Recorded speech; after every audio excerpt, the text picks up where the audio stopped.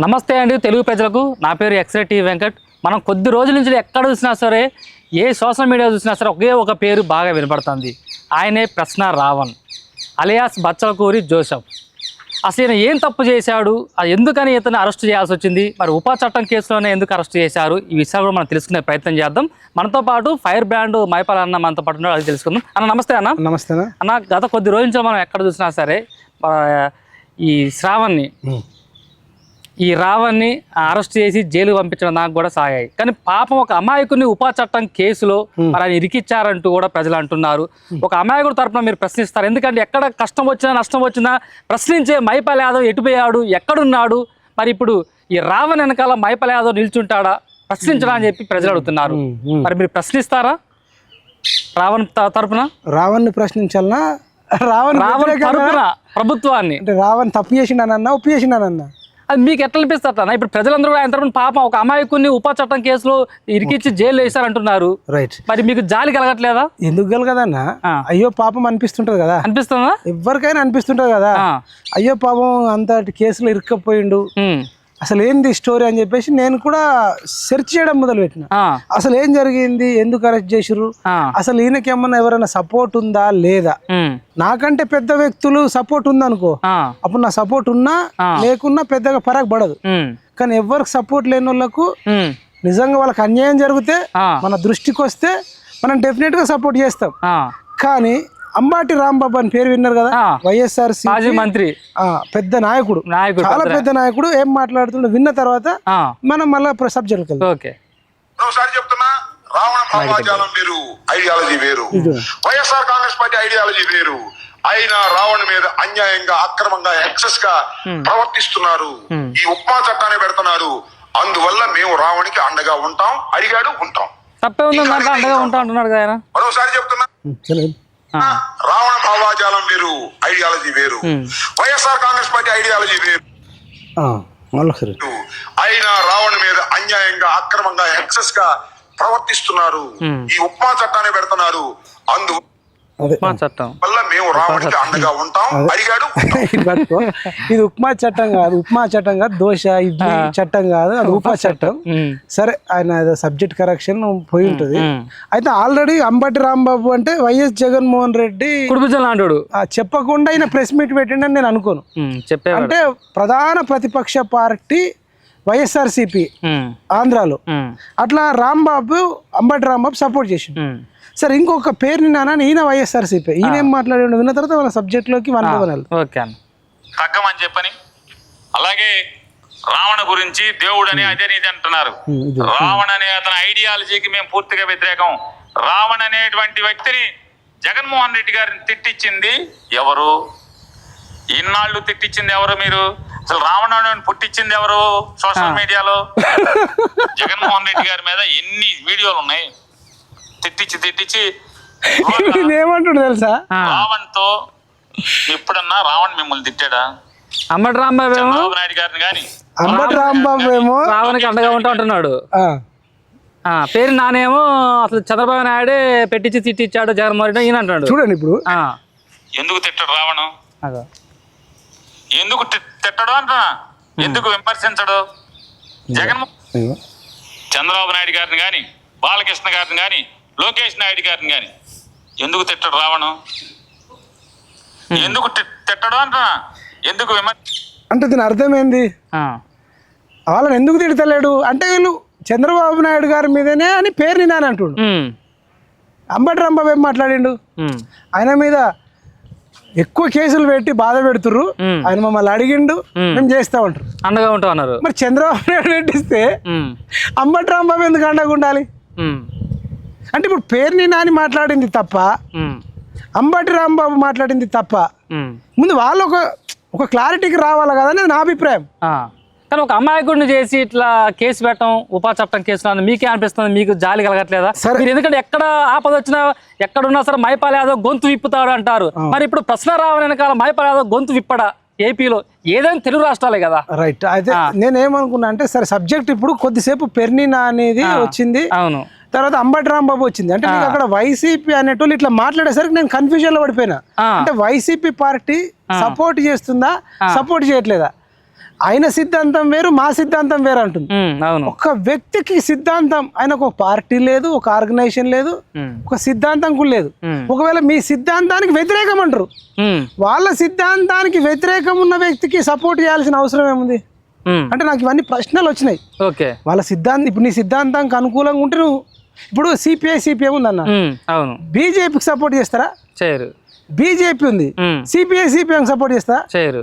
కాంగ్రెస్ బీజేపీకి చేస్తుందా? చేయదు. బీజేపీ కాంగ్రెస్ చేస్తుందా? ఎందుకు? వాళ్ళ సిద్ధాంతాలు వేరు, వీళ్ళ సిద్ధాంతాలు వేరు. మరి వీళ్ళ సిద్ధాంతాలు వేరు, వాళ్ళ సిద్ధాంతాలు వేరు అయినప్పుడు చేయాల్సిన అవసరం ఏముంది? నంబర్ 1. సరే చేస్తాము, బాగా బాధ పెడుతురు అంటారు, ఆయన తప్పు అక్రమ కేసులు పెట్టిరు అంటారు. అవును. మరి అక్రమ కేసులు పెట్టినప్పుడు మళ్ళా చంద్రబాబు నాయుడు పుట్టించాడు అని చెప్తారు. అంటే నేను అనేది ఏంటంటే వాళ్ళు ఏదో ఒక స్పష్టత వస్తే నాలాంటోడు అసలు రావణ్కు మద్దతు ఇవ్వాలన్నా వద్దా అని ఆలోచిస్తుంటుంది. కానీ రావణ్ ఏం మాట్లాడిండు, అసలు రావణ్ ఐడియాలజీ ఏంది అనేది నేను మళ్ళీ డీప్కి వెళ్ళినప్పుడు ఆయన వీడియోలో ఒకటి రెండు మళ్ళీ ఆయనే మాట్లాడేది. Secularism should be two way, it should not be one way అని ఊగిపోతూ డాన్సులు కడతాడు పవన్ కళ్యాణ్. అనే కాపు కులానికి సంబంధించిన వ్యక్తులు ఒక ఇంట్లో ఒక మనిషి చనిపోతే సామాజిక బహిష్కరణ చేశారు, మొత్తం మాల కులస్తుంది. పవన్ కళ్యాణ్ నోట్లో అన్నాడు అంతే, తర్వాత ఏం మాట్లాడలేక మరి సౌండ్స్ ఎట్లా వస్తున్నాయి. అవును, సౌండ్ ఆగిపోయాడు, తప్పు ఏం మాట్లాడింది దాన్ని. అంటే రేపటి నుంచి నన్ను నువ్వు ఇక రాజకీయాలు ఉన్న వాళ్ళందరం ఇట్లనే మాట్లాడుకున్నాం. ఇప్పుడు ఆ పవన్ కళ్యాణ్ నోట్లో అన్నందుకే మీరు కేసు పెట్టి జైలు వేస్తారా? సరే ఇది ఒక్కటే కాదు, మీరు చాలా అంటే అమాయకుడా కాదన్నది చెప్తున్నా. సరే కేసు పెట్టాలన్నా వద్దనే తగరత పెడితే నువ్వు అనుకున్నంత అమాయకుడు అయితే కాదు. డిప్యూటీ సీఎం నోట్లో అన్నాడు అంటే అమాయకుడు అయితే అన్నాడు కదా. మరి ఆయన ఏమంటాడు? ఇప్పుడు పవన్ కళ్యాణ్ కూడా ఎన్నో వ్యాఖ్యలు చేసిన అంటున్నాడు ఆయన కూడా. పవన్ కళ్యాణ్ ఎవరిని అన్నాడా? ఎవరన్నా నోట్లో కాకపోయినా వేరే పదాలు. అవునన్నా, మనం కూడా విమర్శించవచ్చు, మనం విమర్శలు వద్దంటలే. కానీ దేనికైనా ఒక లిమిట్ ఉంటుందా ఉండదా? అమ్మ అన్నదానికి నీ అమ్మ అన్నదానికి ప్రశ్నించడం తప్పు కదన్నా. బూతులు మాట్లాడడం, బూత్ మీనింగ్ వచ్చేటట్టు మాట్లాడడం, ఈలలు కేకలేసారు. నోట్లో అన్నప్పుడే ఈలలు కేకలు ఎందుకు వేసారు? మరి నీకు తెలియదు. ఇప్పుడు ఇంకొకటి చూడు, నువ్వు ఇంకొకటి చూపిస్తావు, రామాయణ కూడా కాదు. రామాయణంలో సీతను వదిలేసిన రాముడి గురించి నువ్వు చెప్తా, అది చేపించరా? ఈ రోజు అగ్ని ప్రవేశం చేపించరా నా కొడకాను? సీతని వదిలేసిన రాముడిని ఆదర్శంగా తీసుకుని ఈ రోజు ఎంతమంది భర్తలు వాళ్ళ భార్యను అగ్ని ప్రవేశం చేపిస్తారని చెప్పని రోడ్డు మీద అడగరా నా కొడక? లేదంటే మహాభారతం తీసుకొచ్చి వింటున్నావా? మనం మన ఇతిహాసాలు చెప్పి అని చెప్పి చెప్పరా? ఇప్పుడు నా కొడక రాముడిని సీతను ఇట్లా చేసి ఈ రకమైన లాంగ్వేజ్ అనేది నువ్వు సమర్థిస్తున్నావు. ఇట్లా అమాయకులు అయితే ఇట్లా మాట్లాడతారా? ఓకే, అట్లా మాట్లాడ తప్పు. కానీ అక్కడ రావణ్ ఏమంటుందంటే ఇది నా మాటల్ని కట్ చేసి మొత్తం కూడా దీన్ని వేరేలాగా మళ్ళీ మాట్లాడింది వేరు, సబ్జెక్ట్ ఆయన తీసుకొచ్చింది వేరే అంటున్నాడు. ఆయన ఛానల్ కూడా పెట్టారు. ఆయన అట్లా చెప్పొచ్చు, కానీ నేను మొత్తం విన్న తర్వాత ఆయన పూర్తిగా హిందుత్వానికి వ్యతిరేకంగా ఉన్నట్టు నాకు అనిపించింది. హిందుత్వానికి, హిందూ దేవుళ్ళకు కూడా వ్యతిరేకంగా అనిపించింది. ఇక్కడైతే ఇప్పుడు నీకు లాస్ట్ కి అనిపించింది సీతాదేవిని అగ్ని ప్రవేశం చేయించినట్టు నీ భార్యను చేపిస్తావారా నా కొడక అని చెప్పి ఎవరినో ప్రశ్నిస్తుండు, ఎవరినో అడుగుతుండు. అన్న ప్రశ్నలు ఏం అడగాలన్నా? ఎక్కడన్నా హాస్పిటల్లో ఫెసిలిటీస్ లేకపోతే ప్రశ్న వేయాలి, స్కూళ్ళల్లో ఫెసిలిటీస్ లేకపోతే ప్రశ్న వేయాలి, డిఎస్సి వేయకపోతే టీచర్ జాబ్లు వేయమనాలి, ఏదన్నా నిరుద్యోగుల తరఫున అన్యాయం జరిగితే నిలబడాలి, అవినీతి జరిగితే ప్రశ్న వేయాలి. కానీ హిందూ దేవుళ్ళ మీద, రాముడి మీద ఇవి వేయడాన్ని నువ్వు జర్నలిజము ప్రశ్న అసలు పోనీ ఈ ప్రశ్న ఈయన పేరు రావణ్ అంటున్నావు, ఇంకొందరేమో జోసెఫ్ అంటారు. అంటే రావణ అంటే హిందూ, మరి జోసెఫ్ అంటే క్రిస్టియన్. ఇప్పుడు ఆయన క్రిస్టియనా హిందూ అనేది పెద్ద ప్రశ్న. రావణ అంటేనేమో ఇప్పుడు హిందువుల నుంచి కృష్ణ కన్వర్ట్ అయ్యండి ఆయన. హిందూ నుంచి క్రిస్టియన్ కన్వర్ట్ అయినప్పుడు క్రిస్టియన్ పేరే ఉంచుకోవాలి కదా. మళ్ళీ బయట రావణ్ అనే పిలుస్తురా నేను కొందరేమో జోసెఫ్ అని పిలుస్తారు. ఇప్పుడు కన్వర్ట్ అయినాక కన్వర్టెడ్ పేరు పెట్టుకుంటావా, పాత పేరు పెట్టుకుంటావా? నంబర్ 1 రావణ్ అనేది నువ్వు ఎక్కడన్నా మన దగ్గర పేరు విన్నావా? మీ ఊర్లే ఎవరికన్నా రాముడు అని ఉంటది, రామ్ అని ఉంటది, రామన్న అని ఉంటది, రామయ్య అని ఉంటది.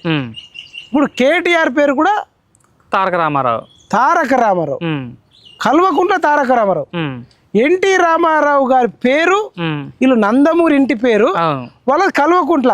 ఉమ్, అయితే అప్పట్లో ఎన్టీఆర్ గారిని ప్రసన్నం చేసుకోవడం కోసం ఉమ్. ఈయనకు అంతకుముందు అజయ్ ఉండేనట పేరు ఆహా, కేటీఆర్కి ఉంటే, ఇగో నా కొడుకుకి మీ పేరే పెట్టుకున్నా తారక రామారావు అని. పేరు మార్చిండు. నీకు ఒక డౌట్ రావాలి, ఆ, తెలంగాణలో మొత్తం ఎక్కడ నెల్లు ఆ, మొత్తం ఆ, రామారావు ఉండొచ్చు, ఆ. రామన్న అని ఉండొచ్చు, రామయ్య అని ఉండొచ్చు, రాము అని ఉండొచ్చు, కానీ తారక రామారావు అని ఎక్కడ ఉందా? తారక రామారావు తెలంగాణ మొత్తంలో ఆ, జూనియర్ ఎన్టీఆర్. నేను అన్ని తెలంగాణ అంటున్నా. ఆ, జూనియర్ ఎన్టీఆర్ ఏపీ, అయ్యేపి. వాళ్ళ తాత మళ్ళా తాత కాబట్టి ఆయన కూడా తారక రామారావు అని పెట్టుకుంటాడు. ఎన్టీఆర్ జూనియర్ ఎన్టీఆర్ తప్పు లేదు, ఆయన తాత పేరు ఆయన పెట్టుకున్నాడు అన్న. ఈయనను కూడా పెట్టుకోగా నేను ఏమంటలే. నందమూరి తారక రామారావు ఉన్నది కదా, తారక రామారావు అని ఎంటైర్ తెలంగాణలో పుట్టిన తెలంగాణ వాసులకు లేదు ఆ పేరుని ఎక్కడ అయిన ఇంతవరకు. మరి అసుంటోడే రామారావు అని పెట్టుకున్నాడు. నందమూరి తారక రామారావు దగ్గర అప్పట్లో టికెట్ కోసం కల్వకుంట్ల చంద్రశేఖరరావు కొడుకుకు కల్వకుంట్ల తారక రామారావు పెట్టుకున్నాడు. సరే అయినా కానీ రావణ్ అని పెట్టుకోలే. కేసీఆరే రావణ్ అని పెట్టుకోలే. జనరల్ గా రావణ్ అంటే రావణాసురుడు అంటాం. మనము ఒక సందర్భంలో శ్రీరాముడు రావణుణ్ణి చంపిండు అనేది ఒక చరిత్ర ఉంది. అంటే రావణాసుడి పేరు మీద రావణ పేరు పెట్టుకున్నట్ట మీ అభిప్రాయం? రావణాసురుడి పేరే రావణ్. సీతాదేవిని ఎత్తుకెళ్ళడం, అక్కడ ఇబ్బంది పెట్టడం, హనుమంతుడు వెళ్ళడం, రామాయణం అయితే ఇక్కడ జాడ చెప్పడం, రాముడు రావడం, రావణాసురుని చంపడం. రావణాసురుడు అనేది మనం ఒక రాక్షసులాగా భారతదేశంలో హిందువులలో ఉంటది. అంటే నా జోసెఫ్ అని పెట్టుకోవచ్చు, రావణ్ అని పెట్టుకోవడం అంటే ఇది ప్రశ్నించినట్టు నాకు అనిపించట్లే, ఏదో రెచ్చగొట్టినట్టే ఉంది. బైరెడ్డి సిద్ధార్థ రెడ్డి చెప్తాడు వైఎస్ఆర్సీపీ రెచ్చగొట్టినోడు మంచిగానే ఉంటాడు, రెచ్చిపోయినోడే ఇబ్బంది పడతాడు. ఇక్కడ మహిళ గమనం ఉంది, ఆమె కూడా చాలా ప్రశ్న నడిపిస్తుంది, సీఈఓ కూడా ఉంది, ఆమెను కూడా టార్గెట్ చేస్తున్నారు. అదే అంటున్నా, ఈ ప్రశ్న ఛానలే పెద్ద ప్రశ్నార్థకం అయిపోయింది. ప్రశ్నార్థకం అయిపోయింది, పెద్ద ప్రశ్న. ఈ ఛానల్ ఎవరిది అనేది పెద్ద ప్రశ్న. ప్రశ్న ఛానల్ ఎవరిది, అసలు దీని ఫౌండర్ ఎవరు అనేది ప్రశ్న. ఒకవైపు ఏమో రావనే పెట్టిండు, జోసెఫ్ రావనే పెట్టిండు అనేది ఒకటి ఉంది. డబ్బు లేకపోతే గమన అనేట ఆమెనే ఆ ఛానల్ తీసుకొని దీనికి నేను సీవో ఉంటా ప్రశ్నకు, నువ్వేమో ముందట ఉండి నువ్వు మాట్లాడు, నువ్వు రెచ్చిపో. దీనికి ఇందిరాసేన నాయుడు అనే వ్యక్తి వైఎస్ఆర్సీపీ అట, నాకున్న సమాచారం చెప్తున్నా. ఆయననేమో ఆయన సపోర్ట్ చేసిండనే చెప్తున్నారు. ఆయన ఫండింగ్ ఇస్తుండనే అంటున్నారు, బయట టాక్ ఉంది. అయితే అసలు ఇది పెద్ద పెద్ద ప్రశ్నలు. వీళ్ళేమో ఆయన ఐడియాలజీ మా ఐడియాలజీ సంబంధం లేదని వైసీపీ నాయకులు అంటారు. మరి ఒక వైసీపీ నాయకుడు ఏమో షెల్టరు. ఇది పెద్ద ప్రశ్న. తర్వాత అడ్వకేట్ ను కూడా వైఎస్ఆర్సీపీ లీగల్ టీమ్ అడ్వకేట్ నే పెట్టిరా అంటారు. మరి మీకు సంబంధం లేదు. దేశద్రోహిగా ముద్రించారు కదా రావణ్ణి, దేశద్రోహి ముద్రించి జైలు వేశారు. మరి చాలా మంది పాపం అమాయకుని దేశద్రోహిగా ముద్రించడం సరే, వేరే వేరే కేసులు పెట్టుకోవచ్చు, ఏదని చేయొచ్చు.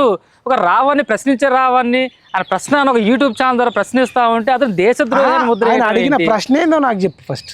నేను అంతా స్టడీ చేసి ప్రభుత్వాలు ప్రశ్నిస్తాడు అతను. ఏ ప్రభుత్వాన్ని ఏమని ప్రశ్న? ప్రభుత్వం. రాముడు ఎందుకు వచ్చిండు, సీతాదేవి ఎందుకు వచ్చింది?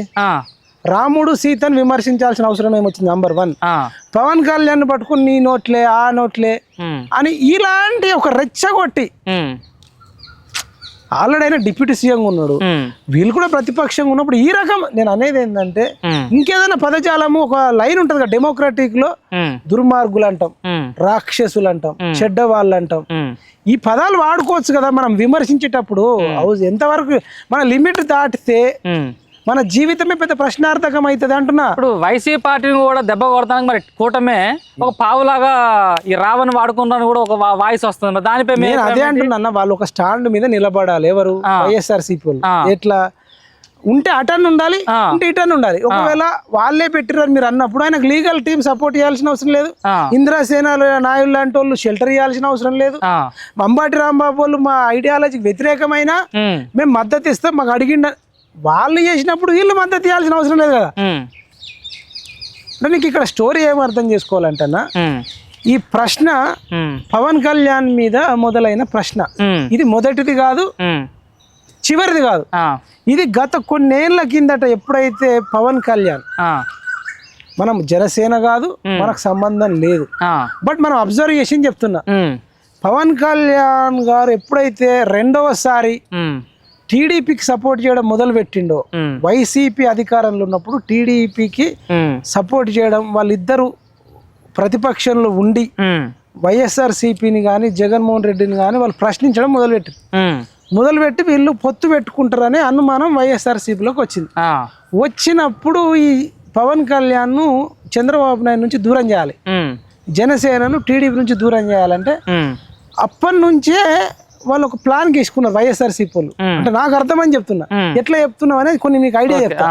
ఇది నేను అప్పట్లో మన కరోనా టైంలో అనుకుంటా, మేబీ అంతకంటే అదే మనకు జియో వచ్చింది అప్పుడే, అందరం ఇళ్ళలో అతుక్కపోయినాం. కత్తి మహేష్ పవన్ కళ్యాణ్కి సంబంధం లేదు, కానీ ప్రతిరోజు పవన్ కళ్యాణ్ తిడుతున్నాడు. పవన్ కళ్యాణ్ అపోజిషన్ అప్పుడు మళ్ళా అట్లా నెలల తరబడి, రోజుల తరబడి, మాసాలు, వారాల తరబడి పవన్ కళ్యాణ్ మీదనే నడిచింది. అసలు కత్తి మహేష్ పవన్ కళ్యాణ్కి ఏం సంబంధం, అధికార పార్టీ కాడు. అంటే అప్పటి నుంచే వైఎస్ఆర్సీపీ కత్తి మహేష్ని కానీ, అదేవిధంగా పోసాని కృష్ణమురళి కూడా నోటికి వచ్చినట్టు పవన్ కళ్యాణ్ తిట్టిండా లేదా మనం చూసినాం కదా ప్రతిపక్షం ఉన్నప్పుడు. అట్లనే పోసాని కృష్ణమురళితో పాటు ఆర్జీవి రామ్ గోపాల్ వర్మ డైరెక్టర్, ఈయనకు పవన్ కళ్యాణ్కి ఏమైనా సంబంధం ఉందా? పోసాని కృష్ణమురళికి పవన్ కళ్యాణ్కి ఏమైనా సంబంధం ఉందా? కొన్ని సినిమాలు కూడా తీసారు.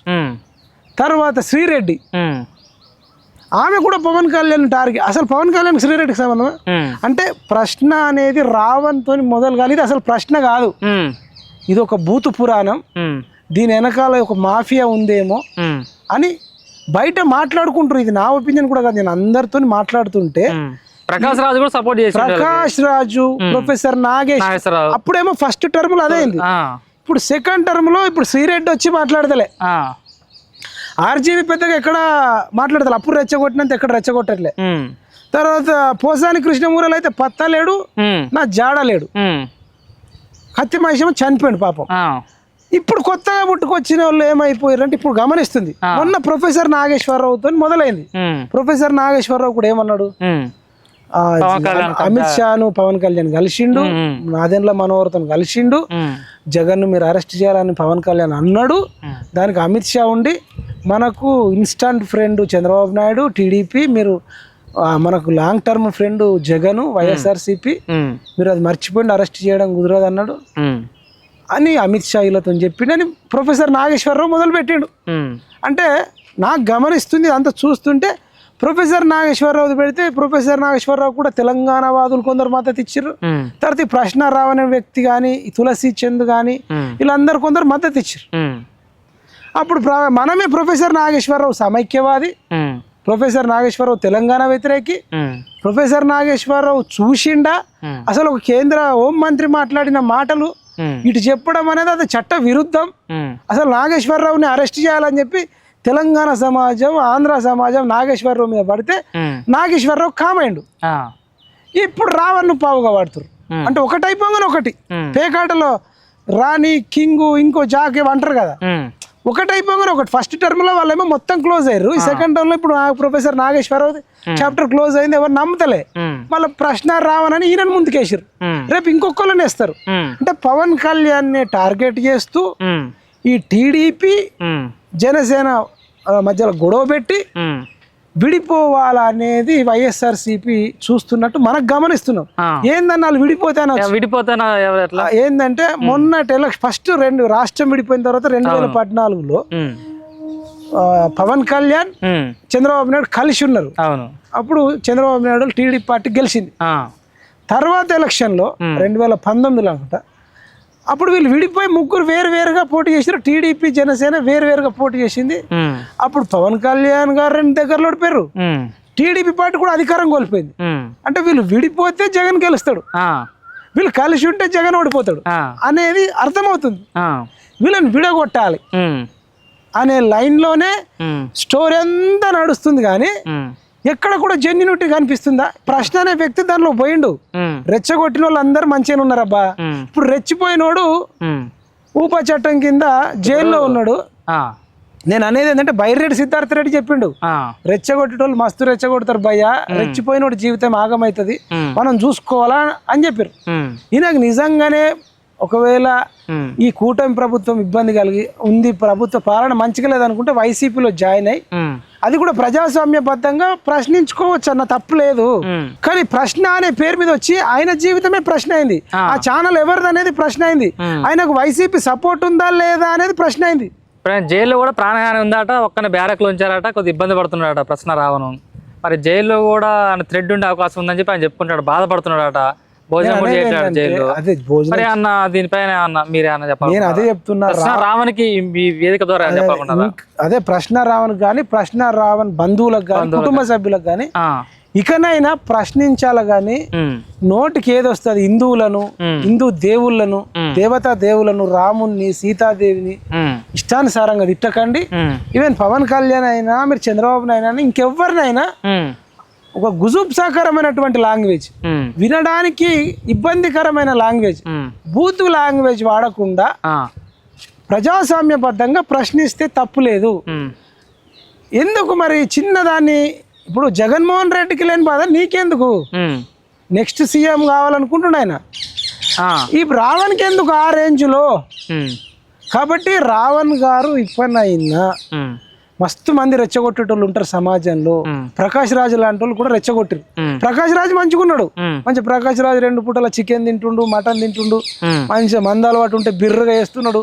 కొటైకోనల్లా ఉందట ఇల్లు, తర్వాత ఊటీలో ఉందట, హైదరాబాద్లో ఉంది, బెంగళూరులో ఉంది, ఢిల్లీలో ఉంది, ఆయన సంతోషంగా ఉన్నాడు. మరి ప్రకాష్ రాజ్ జైలుకు పోతలే, ప్రకాష్ రాజుకు ప్రాణహాని లేదు. ఇప్పుడు ప్రకాష్ రాజ్ కూడా బాగా రెచ్చగొట్టిండు అన్న. మరి ఇప్పుడు ప్రొఫెసర్ నాగేశ్వరరావు ఎక్కడ పోయిండు? ఇప్పుడు తులసి చంద్ గారు కూడా బాగా సపోర్ట్ చేశారు కదా, ఇప్పుడు ఆమె ఎక్కడ పోయింది? ఇప్పుడు మీరు అందరు బయట హ్యాపీగా ఉన్నారు, ఇప్పుడు ఆయన లైఫ్ అంతా ఆగం గందరగోళం భజగోవిందం లాగా అయిపోయింది. కాబట్టి మేము పోలీసులకు కూడా రిక్వెస్ట్ చేస్తున్నాం, ఎటువంటి ప్రాణహాని ఉందని వీళ్ళు అంటారు, ఒకవేళ అట్లాంటిది ఎవరన్నా ఖైదీలతోనా ఇంకెవరితోనా ఉంటే ఎవరు ఏం చేయొద్దు, ఎవరైతే ఏం చేయొద్దు, చట్ట ప్రకారం శిక్షించాలా. జడ్జి గారు ఏదైనా శిక్ష ఇస్తే, ఎన్ని రోజులు శిక్ష ఇస్తే అన్ని రోజులు ఉంటుంది తప్ప ప్రాణాన్ని మాత్రం తలపెట్టకూడదు. కూటమి వైసీపీ మధ్యలో బలిపశువు అయింది మాత్రం ప్రశ్న రావణ్ అంటారా? ప్రశ్న రావణ్ బలైండు, నీకు చెప్తే షాక్ అవుతావు. గతంలో జగన్మోహన్ రెడ్డిని గెలిపించడానికి వైఎస్ఆర్సీపీ సోషల్ మీడియాలో రాజశేఖర్ రెడ్డి అని ఉంటుండే ఒక అబ్బాయి నెల్లూరులో. అసలు రాజశేఖర్ రెడ్డి అనే అబ్బాయి జగన్ కోసం బట్టలు చింపుకునేటోడు, ఎవరైనా మాట్లాడితే ఇట్లా రెచ్చిపోయేటోడు, బాగా సబ్జెక్ట్ ఉండే. ఇప్పుడు ఆయన ఎటుపోయిండు, అసలు ఏడ కంటికి కనబడకుండా పోయిండు. అట్లా అనేక మంది బెంగళూరు నుంచి, చెన్నై నుంచి, హైదరాబాద్ నుంచి సాఫ్ట్వేర్ ఎంప్లాయీస్ కూడా జగన్ కి సపోర్ట్ చేసిన వాళ్ళు, ఫుల్ టైం చేసిన వాళ్ళు, పార్ట్ టైం చేసిన వాళ్ళు. ఇప్పుడు వాళ్ళందరూ పత్తా జాడ లేకుండా పోయారు. తర్వాత శ్రీరెడ్డి ఎంతో తిట్టి జగన్ తరఫున ఆమె మళ్ళీ ఒకసారి అయ్యో నాకు అవుతుందని చెప్పి ఇప్పుడు ఆమె తప్పుకున్నది. శ్రీరెడ్డి లాంటి వాళ్ళే తప్పుకున్నారు, ఆర్జీవి అంతంత మాత్రమైంది, పోసాని కృష్ణమూర్తి తప్పుకున్నాడు. నేను అనేది ఏంటంటే వాళ్ళందరికి ఎక్స్పీరియన్స్ అయింది, ఇంకా కొత్తగా పోయేటోళ్ళు కూడా నోటికి ఏది పడుతుంది బూతులతో మాత్రం రెచ్చిపోకండి. అది పవన్ కళ్యాణ్ మీదనా, కేసీఆర్ మీదనా, ఇంకొకళ్ళ మీదనా, ఎవరితోనైనా బూతులు కాకుండా సబ్జెక్ట్ నమ్ముకోండి. ఏదైనా అవినీతి ఉంటే అవినీతి మీద ప్రశ్నించండి. భవిష్యత్తులో రావని లెక్కన ఇంకా చాలా మంది పుట్టుకొస్తారు. కానీ ఇట్లా అడ్డగోలుగా మాట్లాడేటోళ్ళు పుట్టుకొస్తారు. ఇట్లా అడ్డగోలుగా మాట్లాడుకోవటం వస్తే రావణ్కు పట్టిన గతే పట్టవచ్చు, జైళ్ళలోకి పోవచ్చు, కుటుంబాలు ఆగమవుతాయి. కాబట్టి రెచ్చగొట్టినోడు మంచిగానే ఉంటాడు అని బైరెడ్డి సిద్ధార్థ రెడ్డి చెప్పిండు. రెచ్చిపోయినోడు జీవితం ఆగమవుతుంది. ఇంకోటి ప్రశ్న అనే రావణ్ జోసెఫ్ ఆయన బయటకు వచ్చినాక కూడా నేను క్రిస్టియనా హిందువా ఏదో ఒకటి క్లారిఫికేషన్ ఇవ్వాలి. అదే విధంగా ఆయన యాటిట్యూడ్ కూడా చేంజ్ చేసుకోవాలి. ఆయన అరెస్ట్ అయినాక కూడా మార్పు రాకుండా మీసం మీలేసినట్టు, అసలు ఏదో విన్నింగ్ అయినట్టు ఇట్లా ఇంకా రెచ్చగొడుతున్నాడు. తప్పు చేసినప్పుడు రెచ్చిపోవద్దు, యాటిట్యూడ్ చేంజ్ చేసుకోకపోతే లైఫ్. ఈ ప్రశ్న రావణ్ అరెస్టు తర్వాత ఏదైతే తెలంగాణ రాష్ట్రంలో కూటమి ప్రభుత్వం అంటే బీజేపీ కావచ్చు, జనసేన కావచ్చు, టీడీపీ కావచ్చు, తెలంగాణలో కూడా మీ పార్టీని తీసుకొస్తాము, అధికారం తీసుకొచ్చే ప్రయత్నాలు చేస్తామని ఈ క్రమంలోనే ఈ ప్రశ్న రావణ్ కూటమి ప్రభుత్వం పైన చేసిన వ్యాఖ్యలు, ఆయన అరెస్టు కావటం, ఇవన్నీ కూడా తెలంగాణ రాష్ట్రంలో ప్లస్ అయ్యే అవకాశం ఉందా, మైనస్ అయ్యే అవకాశం ఉందా? తెలంగాణ రాష్ట్రంలో కూటమి పరిస్థితి ఎలా ఉండబోతుంది భవిష్యత్తులో? అరెస్ట్ తర్వాత అదే అన్న, ఇప్పుడు వాళ్ళు కూటమి పొత్తు పెట్టుకుంటారా పొత్తు పెట్టుకోరా మనకు తెలియదు. జనసేన ఆఫీస్ ఓపెన్ చేసింది, టీడీపీ వాళ్ళు కూడా చేస్తారచ్చు మనకు తెలియదు, బీజేపీ వాళ్ళు కూడా ఇప్పుడిప్పుడే యాక్టివ్ అవుతున్నారు. ఇదే మన తర్వాత ప్రశ్న, ఇది మనం మళ్ళీ ఒక చర్చలో పెట్టుకుందాం. కానీ ఇప్పుడు ఏమంటున్నంటే, దయచేసి ఎవరన్నా రాజకీయ నాయకులు రెచ్చగొడితే రెచ్చిపోకండి. ఇలా వైసీపీ నాయకులే మేము ఆయన సిద్ధాంతానికి వ్యతిరేకం అంటారు. అంటే ఆయన మాట్లాడింది తప్పు అంటున్నట్టే కదా. సిద్ధాంతానికి వ్యతిరేకం అంటే ఆయన మాట్లాడే సిద్ధాంతం తప్పులుగా తడాకన్నట్టే కదా. మళ్ళా పెట్టిందే ఇంద్రసేన నాయుడు అంటారు. అసలు అంత గందరగోళం. లీగల్ టీమే మళ్ళీ వైసీపీ నేతనే లాయర్ అంటున్నారు. అంత గందరగోళం ఉంది. ఆ పార్టీకి నష్టం వచ్చేటట్టుంటే మాకు సంబంధం లేదని చెప్తారు, పార్టీకి బెనిఫిట్ అయ్యేటట్టుంటే ఓన్ చేసుకుంటారు.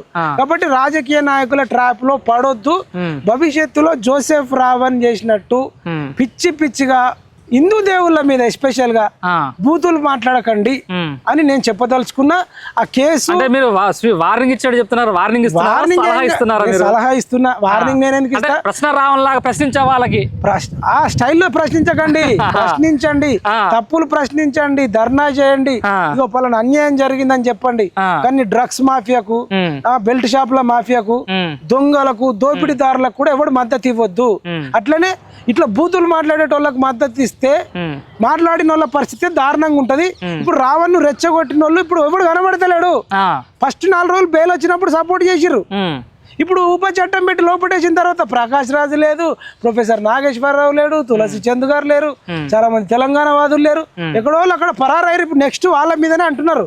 ఇప్పుడు ప్రశ్న రావణ్కి ఎవరైతే ఆ బూతులకు మద్దతు ఇచ్చిర్రో నెక్స్ట్ వాళ్ళనే అరెస్టులు చేయాలా అనే లైన్ లో వాళ్ళ ప్రభుత్వం ఉన్నట్టు బయట మాట్లాడుకుంటారు.